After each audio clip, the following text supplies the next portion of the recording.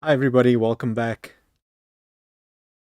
Nice to see everybody back again for another week of training. Today it's all about white balance. We'll get started in a couple of seconds, just giving people a chance to join. While we wait, again, if you're not part of Joburg Photowalkers, definitely a good group to join. You can find Joburg Photowalkers on the Meetup app. There's also a WhatsApp group. If you live in Joburg and you're in for a couple of photo walks, definitely a good place to join. Good. As more people join, we're just about to get started. We're talking about white balance. We will see what exactly white balance is, how it works. We will also we'll have a look at some examples of how to fix white balance when you get it wrong. We will look at the end, we'll look at how to use white balance creatively to get a specific mood or a specific look. There's quite a few nice things you can do with white balance once you understand what it does and how it works. I think there's a couple more people joining, so we'll just give them a chance. You can say hi in the chat if you want. Anytime during today's session, again, if you've got a question, just pop it in the chat in YouTube. I'm happy to answer those. Also, during the week in the WhatsApp group for the training, you can pop some questions in there. I'm always happy to answer any questions, photography related, editing related, gear related. Always happy to answer those. Good. Hello, hello. Welcome. Thanks for joining again. Good. Just about to get started. In the description of this video, you can also find a MailChimp list. If you want a reminder every week, you can just join that list. It's just a mailing list every week before the training. I send out the link to this training to that email list. So it just serves as a bit of a reminder about the training every Tuesday, and you get the link to just click to get to the YouTube live. Good. I think we can get started. So, background, white balance. Why is it important? What does it do? Couple of things. I think because a lot of people, including me, for the last few years, have done a lot of photography shooting raw, we've sort of ignored white balance, maybe set our cameras to auto white balance and just ignored it and didn't worry much about it. Because we had the feeling that because we're shooting raw, obviously white balance is not baked into the file. We can always go, if we get it wrong, we can fix it in post. We can fix it in whatever editing program we're using, Lightroom or whatever. But lately I've been playing around a lot more with white balance, and also I've been shooting a lot more JPEGs, professionally and for myself. It's been fun, and it opens up a lot more creativity while you're taking photos to get specific looks already on the SD card, even before you start editing in post-processing. So white balance is another thing that you can play with in camera, and it's definitely worth doing. Firstly, to just get white balance correct.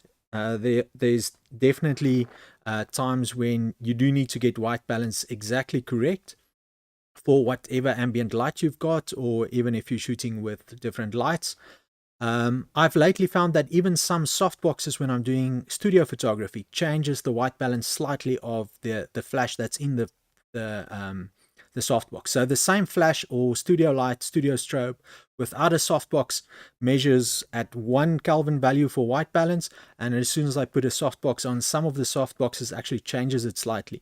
So if you're doing things like product photography or even portraits where you need skin tones correct, product photography where you need the colors correct, it's very important to get white balance spot on.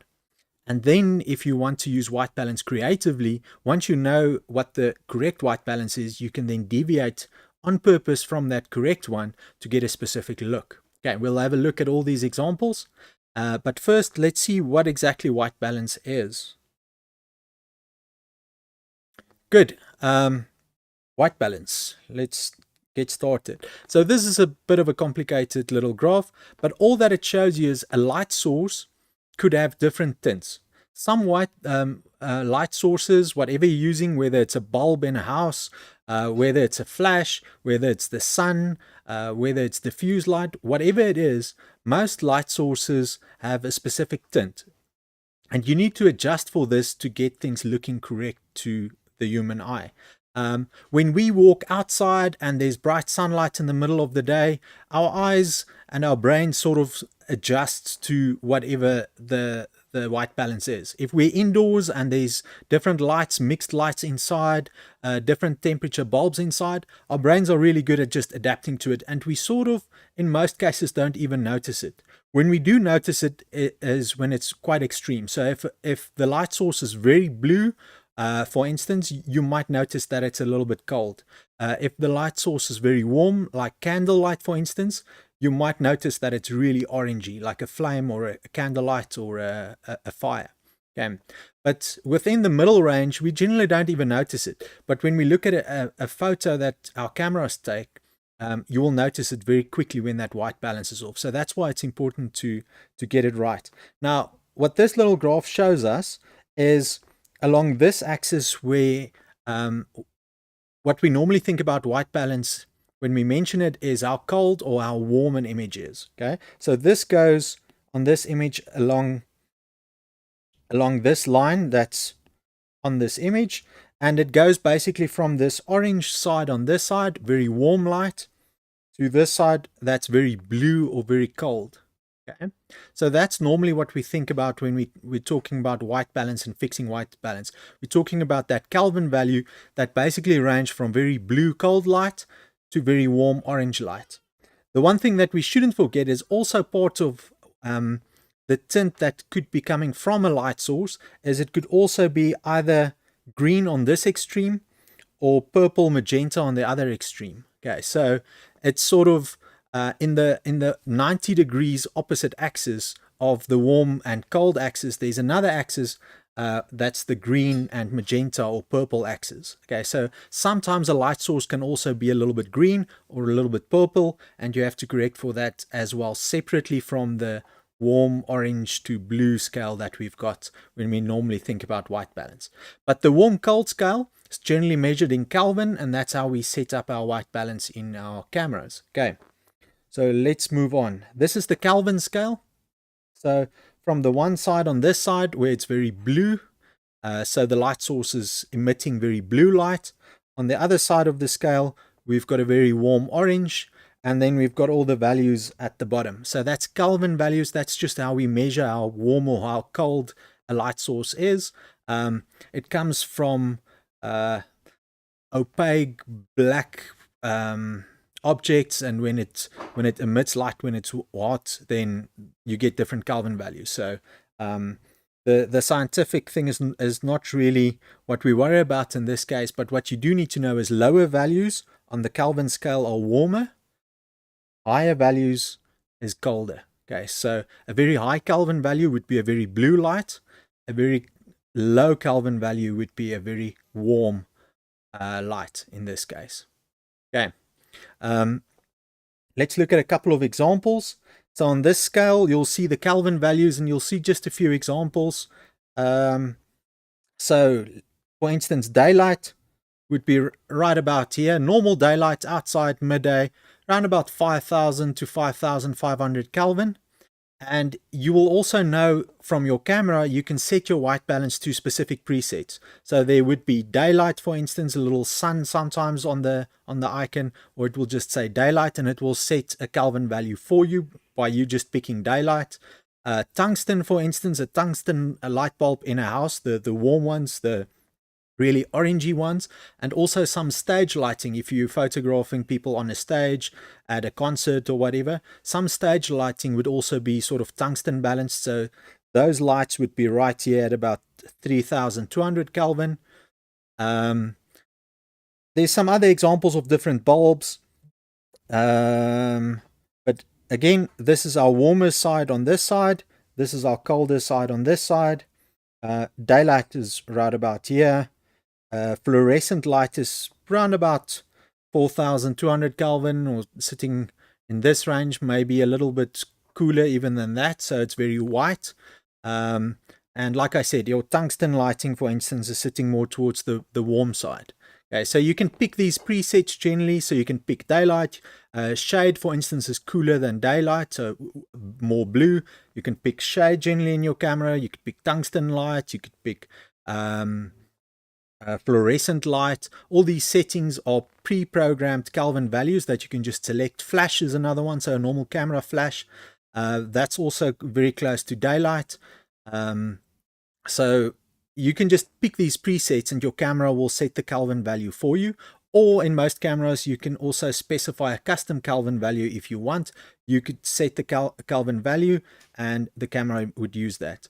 Now, the one thing that we have to mention is that there's also the auto white balance setting in your camera. And for a lot of settings, it works extremely well. The formulas, the way they calculate it, the way they use white balance, auto white balance in camera is actually extremely good these days. So most cameras would, in let's say 80 or 90% of the time, get these values correct. But you need to know when your camera will actually get it wrong.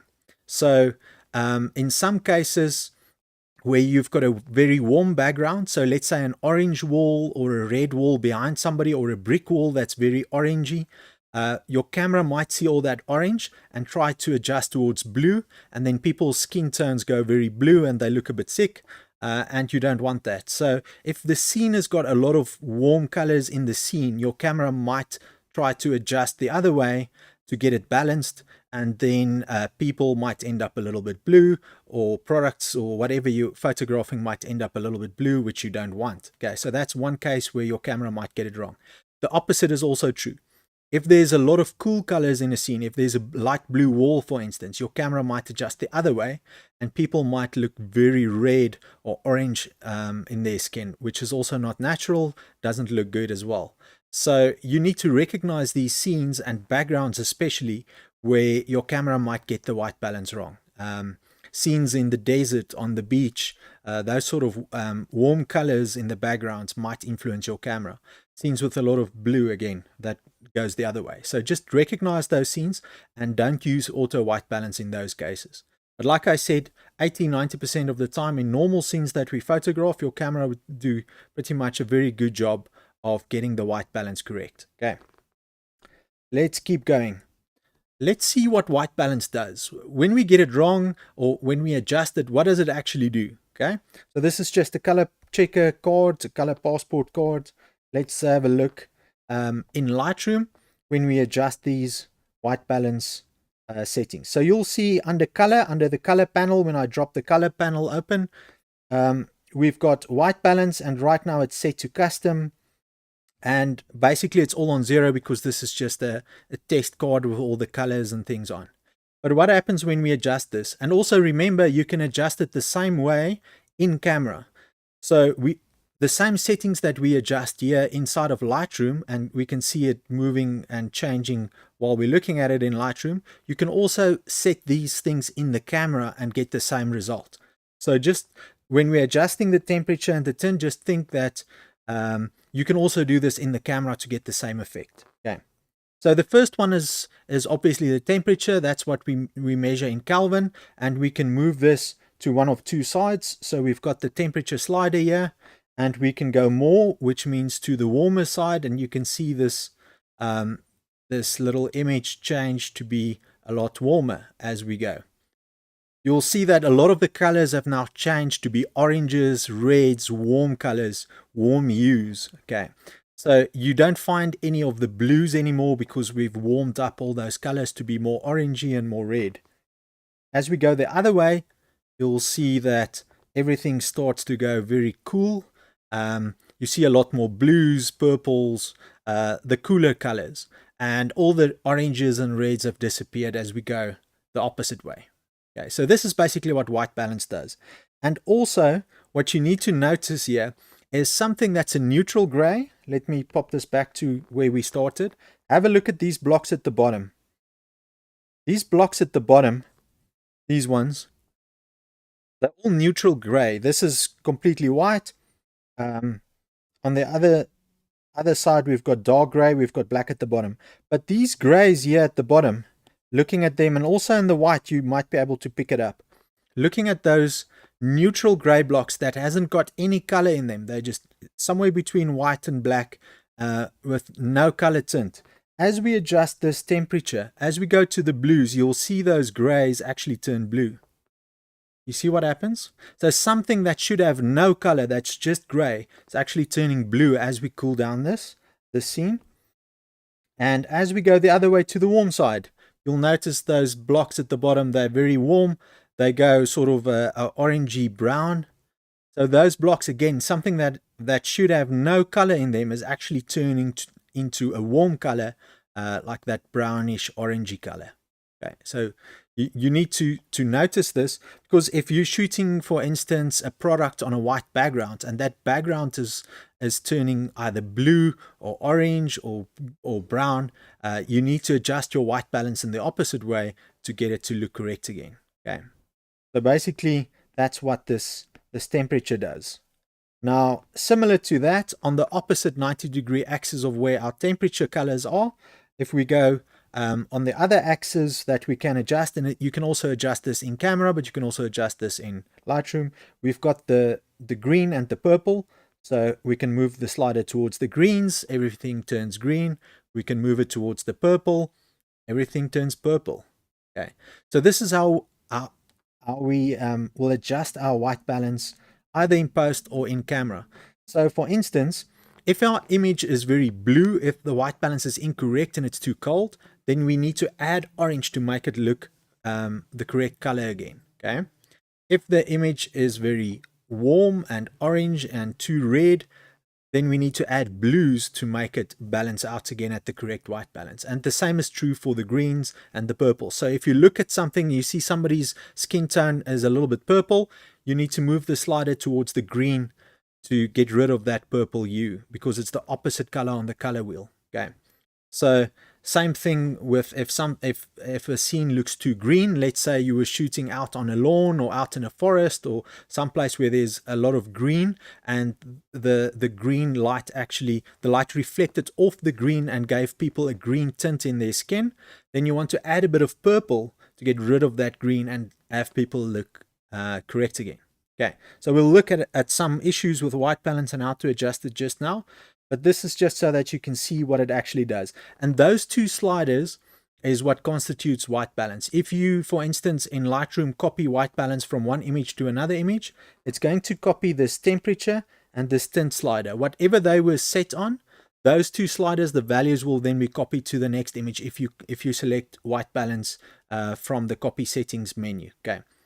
In your camera, if you go to white balance and white balance shift, that's what you'd be adjusting. You'd be adjusting the temperature and you'd be adjusting the tint. Okay.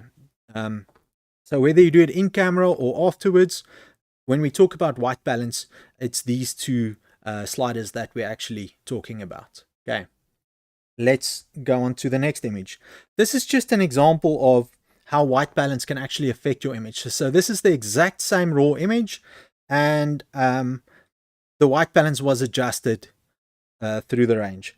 So this very first one, the white balance was set at 2500. The very last one, it was set at 10,000 Kelvin. And right here, somewhere in the middle, is probably the correct white balance where the image looks the way it should. Okay. But what you need to notice is, let's go to back. The lower values of Kelvin is a warmer light. So the light source is actually emitting or shining a more orange light. Okay. The higher numbers, the light source is actually more to the blue color. Okay. The white blue sort of color of light that is coming from the light source. Now, if you look at this image, you'll see it's the opposite. When it's the low numbers, the image looks very blue. When it's the high numbers, the image looks very red or orange. Okay. Very warm. Why does this happen? Well, basically, you're telling Lightroom or your camera, when you set the Kelvin to 2500, you're telling your camera or Lightroom that whatever light source was used to light the scene was very warm, very orange. So what Lightroom does is it adds blue to try and get the white balance back to correct. Now, if this scene was somewhere in the middle of our Kelvin range, which this one was, with Lightroom adding the blue to try and combat a warm light source, you end up with this blue tint right here. And the opposite is also true. Okay, so if we tell Lightroom or our camera that our light source is 10,000 Kelvin, like this very last one, it's a very blue light. So either Lightroom or our camera will then add a lot of orange to try and combat that. Now, if the light source wasn't that, but was actually here somewhere in the middle, then you'll end up with this orange tint. So this is just one thing to remember. The Kelvin value of the light source is going to be lower if it's warmer. Higher numbers would be more blue, shining from the light. But if you adjust the Kelvin value in your camera or in Lightroom, it's going to add the opposite effect to try and combat that and get it back to neutral. Okay, so this is also how we can do some creative things with white balance and get some nice creative looks to our images. Okay. Now, let's start by fixing white balance in a couple of images. Looking at this image, it looks quite blue. Okay. This is an image I took, and on purpose, I adjusted the white balance to be too blue. So basically, the camera setting that it was on was for a warmer light, and the camera then added blue to try and balance it. But in this case, there's too much blue. So my setting was off. My setting in the camera was incorrect. I was telling the camera there's an orange light source or a very warm light source, and it wasn't. It was normal daylight. So the camera added blue because it thought the scene would have been too orange, and we end up with this very blue, very cold scene. And we can see even in this guy's shirt that what should have been just like a white or a very light gray is actually now a shade of blue. So his shirt is not white, it is blue. Okay, and that's a dead giveaway for a white balance that's incorrect. If there's anything in this scene that should have been a neutral color, so any shade of gray, white or gray, then we can see that tint right there. So if something that should be white or should be gray is a little bit blue or a little bit orange, we know our white balance needs fixing. Okay. So how do we fix this in this case? In post-processing, so this is in Lightroom, there's a very quick fix for white balance, and we will have a look at how to do that. So we can see this is a raw image, and the white balance was set at tungsten. So tungsten is let me put it back to tungsten. Tungsten is 2850 Kelvin. That's the preset in Lightroom. And we obviously know this is wrong. So a tungsten light is very orange. And this is the result we get. Lightroom wants to make it add blue to combat that orange. Okay, so how do we fix it? We can try some of the presets. Obviously, we know this was outside in daylight, so a daylight preset would probably fix it. If we are unsure of what the lighting was, maybe it was indoors, we're not sure what lights they were, what color temperature the lights indoor was. Another way to fix it that works on most images is you find an area of the image that should be neutral. For instance, this guy's shirt, I would guess that should be neutral. So what I'm going to do is I'm going to pick up this little color picker right here. So there's a little eyedropper icon in Lightroom next to the white balance. So I click on the eyedropper, I get this little sample tool, and I can put it down on his shirt, and Lightroom will make that shirt white. So it will either add warmer tones like orange to the scene to get it to be white. In this case, it did exactly that. Or it will add blues if the scene was too warm and too orangey. Okay, so now we've got the correct white balance. I sampled from his shirt that shouldn't be blue or orange, and we get the correct white balance. Just to show you what the presets do, if we go back to tungsten, that was the wrong setting where we had too much blue. If I switch this to something like daylight, we should get a pretty good white balance as well. This was shot outside in daylight, so obviously a daylight white balance will also fix it. But if you're not sure about the tint, maybe it's late afternoon and the sun, the temperature of the sun has changed a bit, it becomes a little bit warmer late afternoon. Or if it's indoors, like I said, this little color picker, if you move it onto something that should be white or gray, it will sample and make sure that whatever you sample from has got no color tint. So it removes the blues or oranges from that and fixes the white balance for the whole scene. Good. Any questions at this stage? Does that help already? Okay. Good. In that case, we're going to be moving on. Let's look at another scene. This was on stage lighting. Okay. What happens with on stage lighting, a lot of the time it's tungsten balanced. So the big pour cans that is usually up above and shining onto the stage when there's like musicians or something on stage. Very often those lights are very warm, so there's a different tint to it. So in this case, the white balance was set to flash, but there was no flash. I didn't use a flash to take this photo, so the only light on these people were coming from the overhead stage lights shining onto them. Okay, these stage lights are very orange. Flash is closer to daylight balance. So basically what happens is this scene turns out very orange. Okay, how do we fix this? Again, we can fix it with a preset, or we can sample from something that should be gray or white. I don't know if there's anything in this scene that will be easily sampled that should be gray or white. So what I'm going to be doing is I'm going to just switch my white balance to tungsten, because I know these lights, stage lights, were tungsten balanced. Okay, so what do? We click on the white balance, we select tungsten, and there we go. Skin tones are back to what they should be. Okay. All the colors are exactly where they need to be. This back wall is nice and gray. The light there in the background is a warm light, so that's back to where it should be. The skin tones are back to where it should be. Everything is looking good. So one click easy fix, just moving my white balance. Okay. Just to show you again, if we get the white balance wrong in camera, we might have set it to flash, and the actual lights were way warmer. Then we get this. Okay, going back to tungsten, there we go. Good white balance, everything's looking good. If we add something gray or white, or just off-white, it can't be completely white, just off-white or gray, we could have sampled there, fixed everything. I can actually see his collar should be very gray. So we can go back to the wrong white balance. We can pick the color picker. I can actually move it to his collar. That right now, sampling from the collar, that also fixes our white balance. So anything that should be a shade of gray, we just sample from that, and Lightroom will automatically fix the white balance for us. Okay.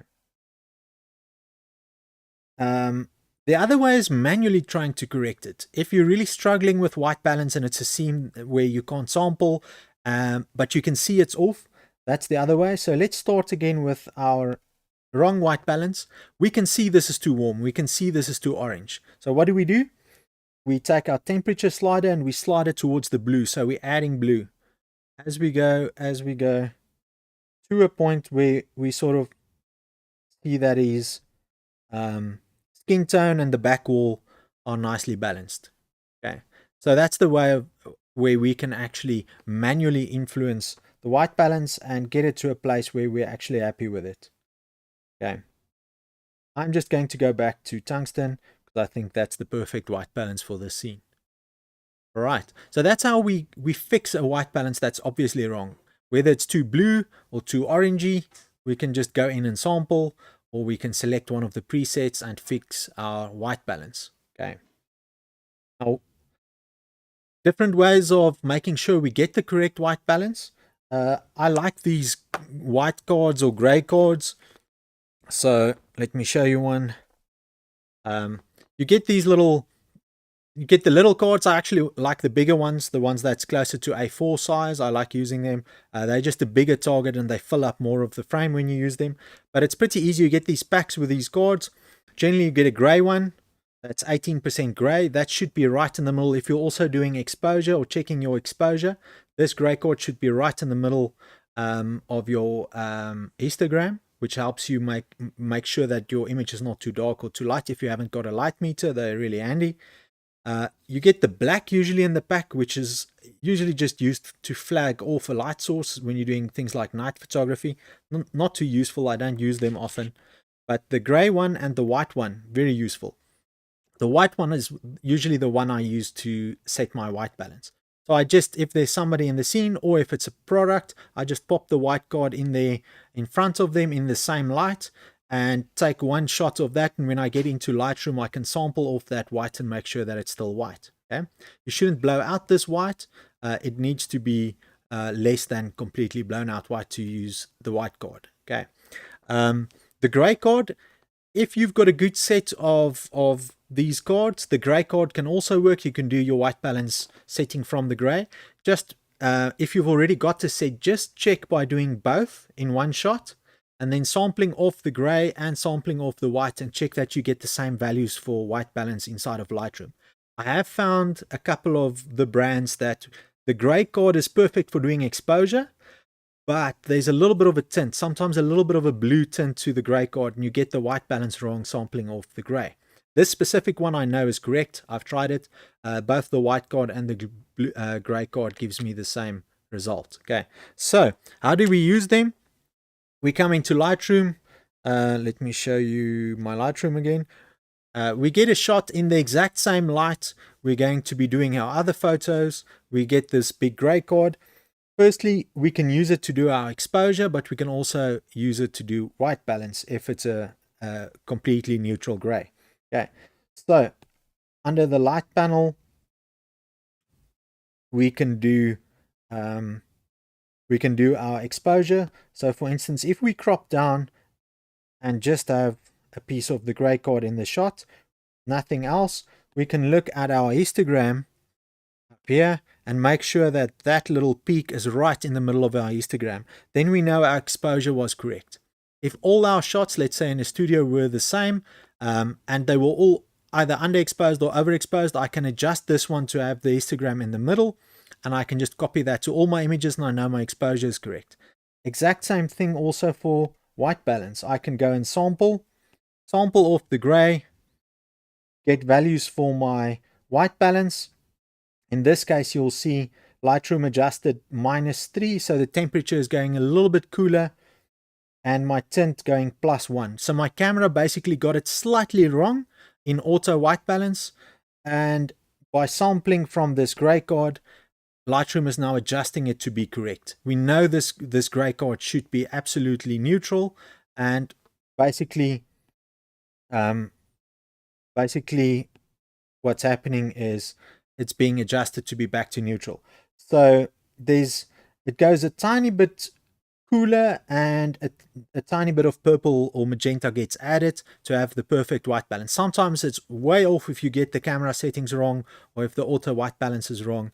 In this case, it's tiny little adjustments, but I can copy these adjustments by going to copy settings, going to color, selecting white balance, selecting go, and now I can scroll to another image and just go and paste those white balance settings to this one, and I know this image is now correct. Okay, we had a warmer background, so the background shouldn't be white or gray. It was a warm colored background and everything is fine.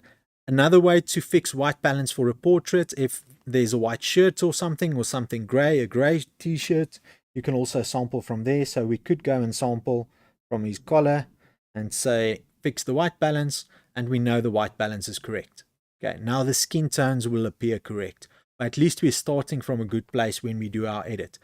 Sometimes it's nice warming up a portrait a tiny bit, but at least now you know where to start before you start warming it up.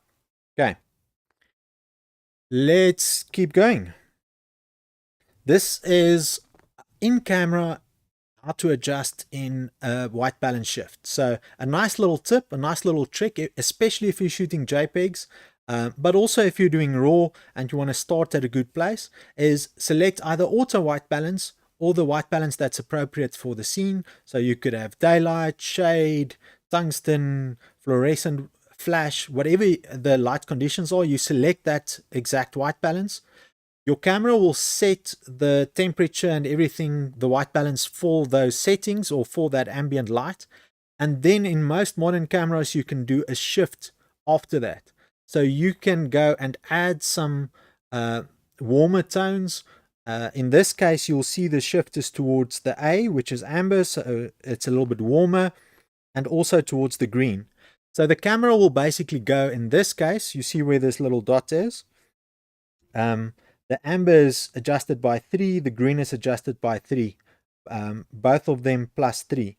So you can see it there, amber 3, green 3. So what the camera does is it does the perfect white balance, the correct white balance that you've set, whether it be flash or daylight or whatever it is. It will do that, and then from there adjust a tiny bit. So it will add a bit of warmth and add a bit of green to get a specific look. So you'll get an image or a portrait or whatever you're doing that's a little bit warmer and has a little bit of green added. Okay. So this balance shift inside of the camera is very handy, especially if you're doing JPEG, to get a very specific look, because the absolute neutral one might not be the look you're going for, and you could do some creative shifts in the white balance by adjusting this white balance shift in camera, which is nice. You can obviously also do it in Lightroom afterwards. Okay, let's keep going. So now we're getting to the creative stuff. This is where it gets to be fun. We know how to get our white balance correct. We know how to set it. We know how to sample it. We know how to correct it. Now, once we know exactly what the correct white balance is, we can now creatively, for a specific style or a specific effect, use the white balance to enhance an image. Okay. Looking at this image, this is the correct white balance. This is the absolute perfect, correct white balance for this image. But to me, it doesn't look right. I think creatively, I want to communicate how cold it was. There's snow, there's a bit of a blizzard going on, it's a complete whiteout in the back, there's snow on the plants, and I think the absolute correct white balance is not communicating that. So creatively and for specific effect or style, I want to actually get some colder or cooler colors in here to communicate that it was actually cold. So I'm going to, on purpose, move my white balance towards the colder colors, even though it's incorrect. It's not the way it looked. It was very white. It wasn't blue. If I move my colors to the colder side, it will communicate the colder feeling of this image better. So creatively, I want to actually get my white balance wrong on purpose. So let's do that. Okay. We're going to the temperature slider here under color and white balance. And the only thing I'm going to be doing is I'm going to be moving it to the left. Okay. So as we go to the left, the colder side, you can see it start introducing some blues into the scene. You'll see it go blue, and maybe not that much, a little bit less. Right about there. This to me communicates the fact that it was actually a cold day, better than what we had when it was still white. So let me show you the difference. I'm going to use the color picker. I'm going to put it on the car door here just to get back to what it started out as. This was the absolute perfect white balance for the scene. Okay. As we go a little bit towards the blue side, you will see that it actually style-wise communicates the cold a lot better. So I like the bluer image in this case. And it's not because the bluer image or the colder image is more correct. In actual fact, it's wrong when it comes to white balance. But creatively, it's a better image for me. Okay, so it communicates the day and the temperatures better going towards the cooler colors. All right, so that's what we did there. Let's move on to the next topic. So one thing that we've previously mentioned as well, and we actually did the same example in a previous training session, is in the movies, especially in Hollywood movies and series on Netflix, they use, on purpose, they get the white balance wrong to communicate a certain feeling or get a specific style going that looks consistent throughout the editing in the movie. Okay, Ozark, it's a series, and they completely, on purpose, get the white balance wrong to make things look very green. And it's a specific style and look they went for. You can see it here. It's like a blue-green on the movie, on the poster. You'll see this. This is a scene from the series. Very blue, very green. I can actually show you. We can actually sample from this back wall and get it looking correct. So this would be a better white balance, more true to what it was in actual fact. Okay. But they on purpose got the white balance wrong to make it look more green and more blue. Okay. Again, this scene, very green, very blue, and they do it on purpose to get a consistent style and look throughout the series. Okay. and it creates a specific mood. So again, in our photography, we can do a similar thing. This is a shot from a photo walk, one with Roger at the Sprite, and it's well, I can show you. So let me get to the white balance. White balance. Let me just check. So you can see this is what I did. The temperature slider is negative and the tint is towards the green. So if I bring both of those back, it's a bit of a balanced, a little bit more average image, but to get a similar feel to what they did in Ozark, all we do is we change the temperature slider towards the blue a little bit, and we also move the tint slider towards the greens, and it brings a lot of green tint into this image, and we get that foresty same feeling that they've got.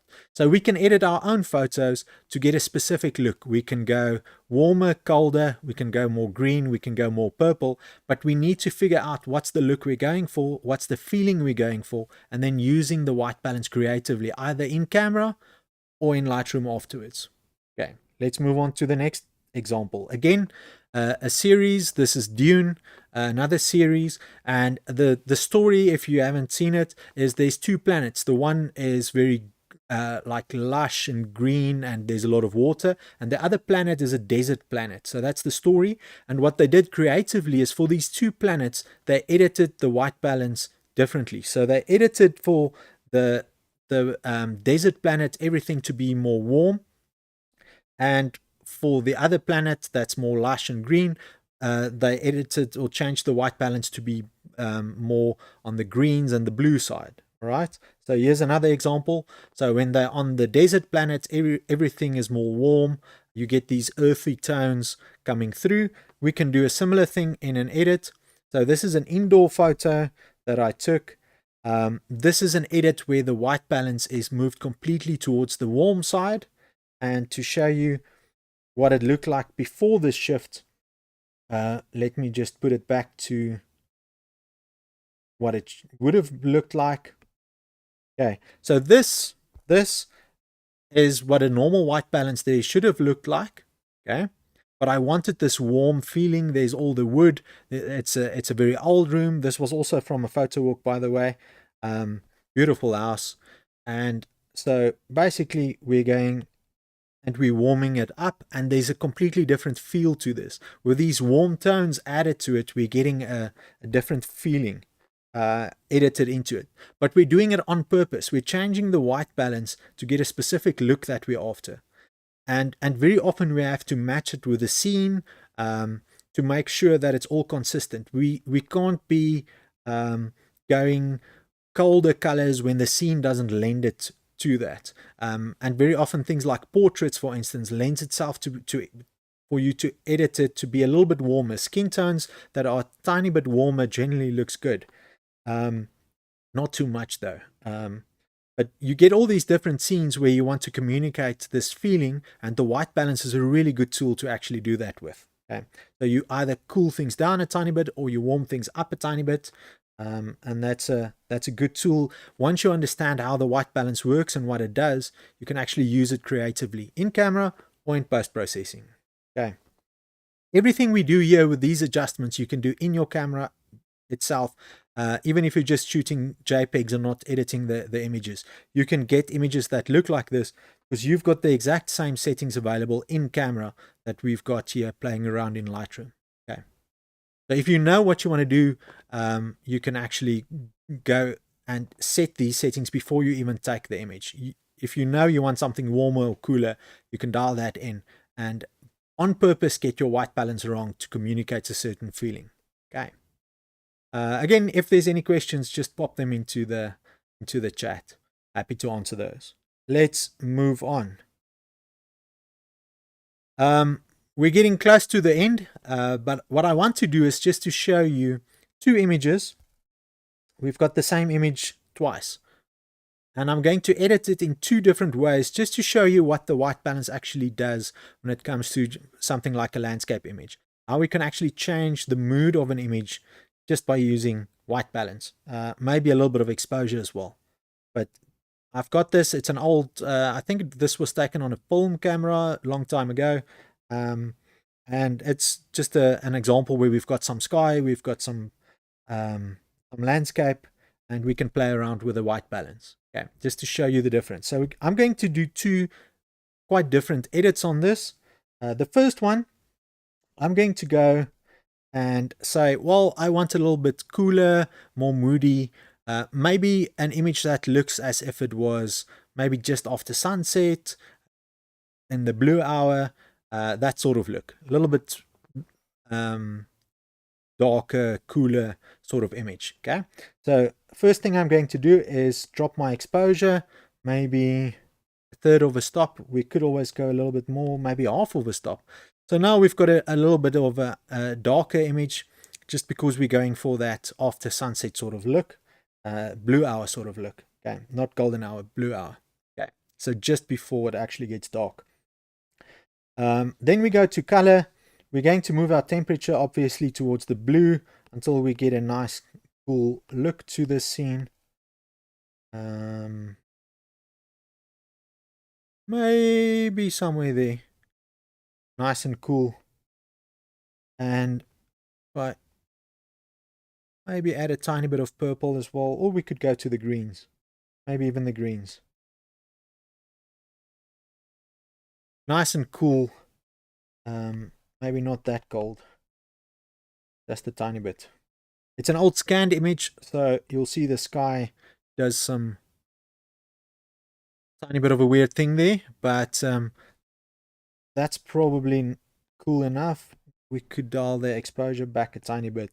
So this is a cool, like late afternoon, early evening sort of feel to the same image. Now we're going to the next one, and we're going to go the opposite way to create the opposite feeling in this one. So I'm going to just lift the exposure a tiny bit just to get that warm, sunny idea back in. So we're going opposite in exposure, and we're also on the color side, we're going to the warmer colors. So we're adding some warmth into this one. We get that nice orangey glow in the on the front of this. So now we've got a nice hot day, sunshine sort of feeling to it. I'm adding a bit of purple, and I'm adding a bit of warmth to it. So now let's have a look. Just a quick edit, might not be perfect, but there's our cooler one. Might have overdone it a tiny bit on the cool tones there, but that's the cooler image, the sort of blue hour, a little bit more blue hour image. Okay, and then we get our warm, glowy sunshine image right there. So I would tweak these more. They're not perfect, and I might tweak the colors a little bit more, but to give you the idea of how just tweaking the white balance a tiny bit in camera or in post might give you a very different image. Okay, so cooler, warmer, very different feeling when you're looking at these two images. I hope that helps, and I hope that helps you also understand that just getting the white balance correct, like in this case, that might be the correct white balance. This is warmer. Just getting the white balance correct might not communicate the feeling or the style that you want from your image. So getting it correct is a good starting place. You need to know what white balance does, how the settings work, how to get it correct.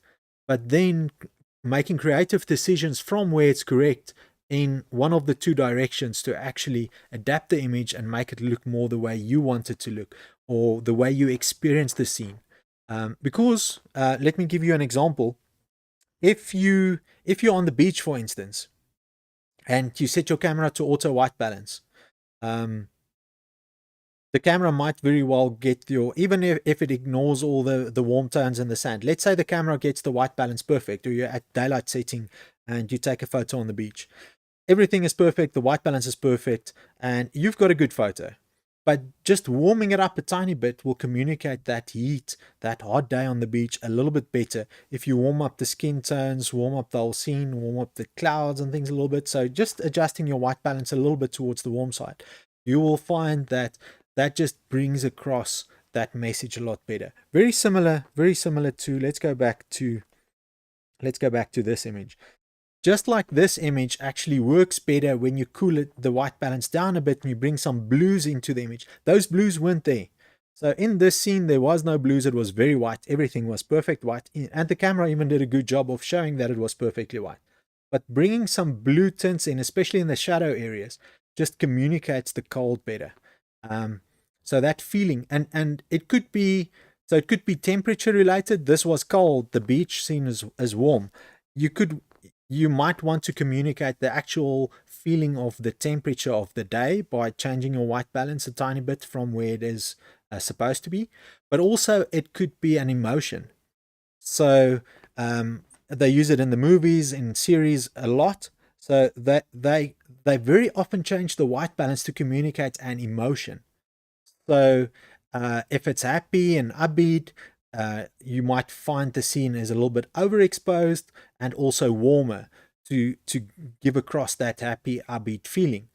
When somebody's feeling down, they might underexpose a tiny bit to make it a little bit darker, and they change the white balance to make it cooler, to communicate the emotion. So then it's got nothing to do with the actual temperature that they're trying to communicate. It's got everything to do with the emotion they're trying to communicate.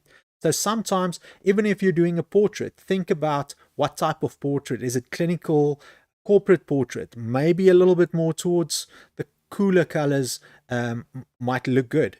If it's a couple's photo shoot, maybe towards the warmer colors actually looks good. A little bit more glowy skin, a little bit brighter. So knowing where the perfect exposure and the perfect white balance is always a good place to start. Technically, I think you need to be able to get those two things correct. But then creatively, you can move both of those to different places to either communicate a feeling or an actual place or an emotion. You can communicate all these things through then creatively moving these things. But we need to understand how they work and why we would move in different directions before we can actually get these looks from it. And you'd be surprised how big an impact the white balance can have if you on purpose move it in different directions when you're actually shooting. You can get amazing effects by actually creatively moving your white balance around. If you also, another example that I just thought about is if you go back and you look at film photography, even a lot of the films that we still get, but also a lot of the old Kodak vintage film stocks, most of them were daylight balanced, and when you actually use those films and the old film cameras and you shot a roll of film and you developed them, even though they told you they were daylight balanced, when they come back they're a little bit warmer than what they should have been if it was daylight. So if you had a white piece of paper and you took a photo of that on Kodak Chrome or Kodak Ektachrome would do the same. Even Portra would do the same. So you've got a white piece of paper, you took a photo of that, you send it off to the lab, you get it developed, you get it back. That piece of paper would have a little bit of a orangey yellow tint to it. It would be a little bit warmer than you would expect for a daylight balanced film. Okay, so a lot of those old photos that we've got in the albums under the bed or in the cupboard or whatever, those old especially Kodak film stock photos that we've all got in albums and things, a lot of those photos were actually a little bit warmer than they should have been, and there's a specific look to that, and it's a nice look. A lot of people like that look. So now with our digital cameras, we get this perfectly clinical, correct white balance very often, but people don't like the image as much as those old ones. They look at those old Kodak like film stock images developed, and they say, oh, this looks nicer than the modern digital camera. And it's small changes like this where you can actually by yourself creatively move it in a specific direction to create a better image. So so step one is getting it correct. Step two is knowing how to adjust it to get a better creative effect, communicate emotion, communicate a feeling, that you want to communicate through your image. Okay, I hope this helps. If there's any questions, you could pop them in the chat. I'm happy to answer anything. I'm going to give it a couple of seconds or just just to see if there's any questions, and then we will probably call it an evening.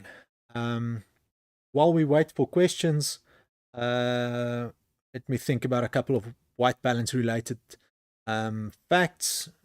So first thing, if you're shooting black and white, don't worry about white balance. It makes no difference. That's the first thing. If you're shooting color, try and get your white balance correct.